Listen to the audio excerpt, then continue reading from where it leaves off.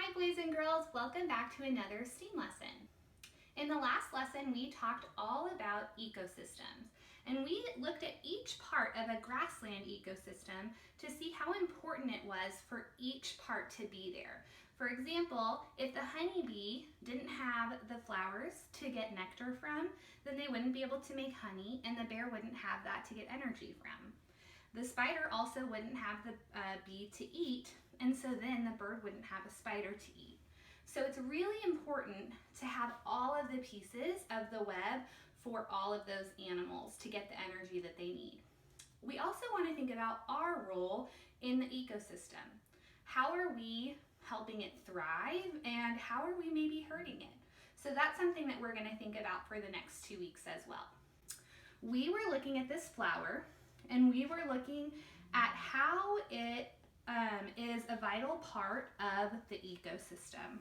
But what does the flower need to live? We know how it helps the bee live, we know how it helps the rest of the ecosystem, but what does the flower itself need? A flower needs sunlight to make its own food.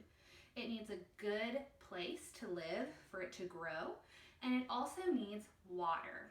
So we're going to do kind of a fun, different experiment today where you are going to be thinking about how you could water the flowers that are in your yard or in your neighborhood.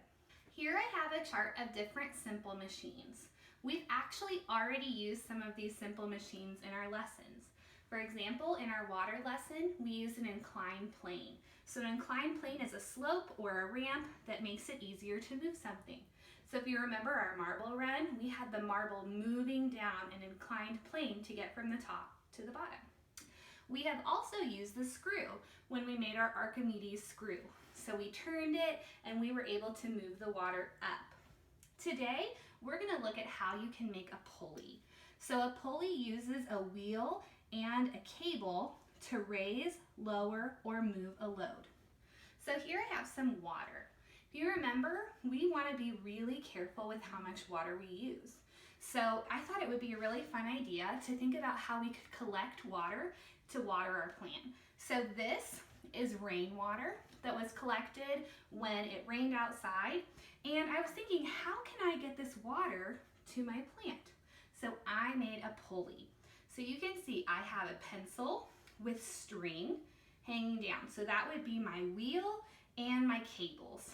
And then at the bottom, I have a cup.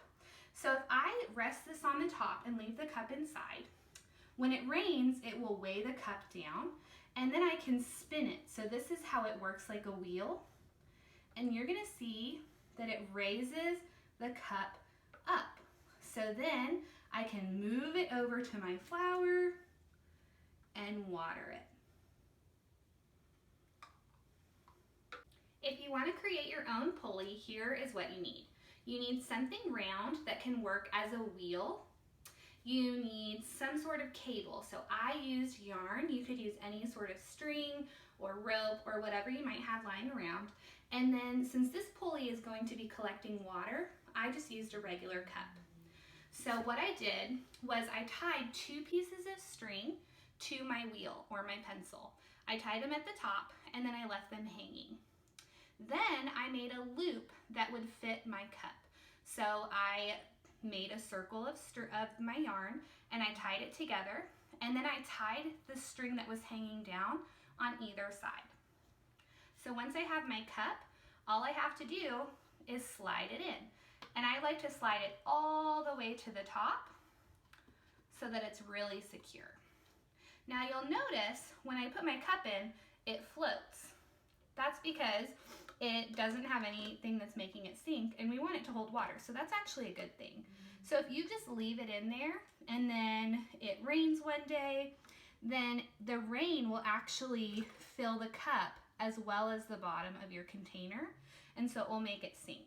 But all you're going to do is put the cup in and then leave your wheel or pencil suspended on the top.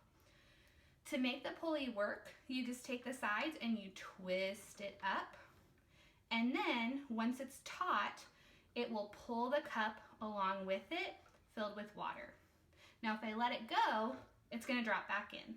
So I want to hold it really tight, and then I can either reach my hand in to hold the cup, or I can just lift it like this and then I can give my plant the water that it needs. Some other simple machines are a lever. A lever is a rod balanced on a fixed point that can help lift a heavy object. So that would be like a seesaw.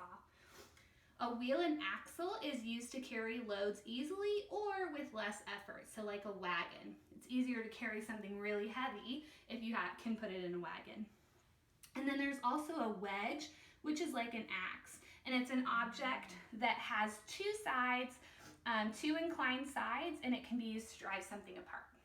So what I would like you to do is I would like you to think of a way that you can use a simple machine to collect water to water a plant or a flower in your neighborhood or in your yard. See you next time.